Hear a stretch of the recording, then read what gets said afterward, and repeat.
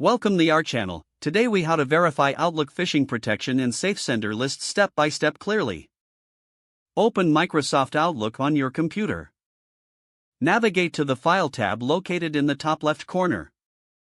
In the left sidebar, select Options. In the Outlook Options window, click on Trust Center in the list on the left. Next, select Trust Center Settings. In the Trust Center window, click on Email Security. Look for the section labeled Encrypted. Now, return to the main Trust Center window and select Junk Email Options. In the Junk Email Options dialog, check the categories listed under Block Sender and Safe Senders. To add a sender to your Safe Senders list, click on the Safe Senders tab. Type the email address or domain you wish to add. Click the Add button. To ensure that phishing protection is enabled, navigate back to the General tab in the Junk Email Options. Check the box next to No Automatic Filtering. This option may be grayed out if your organization's policies manage your settings.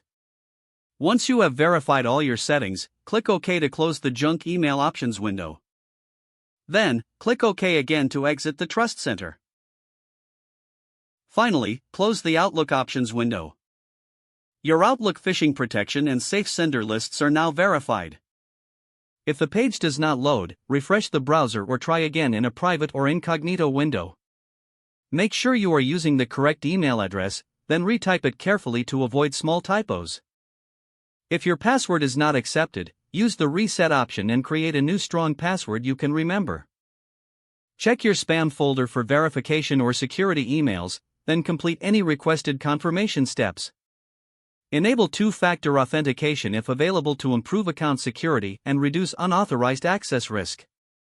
After signing in, review your profile details so your contact information and settings are accurate and current. If you see an error message, note it down and try again after restarting your device and internet connection.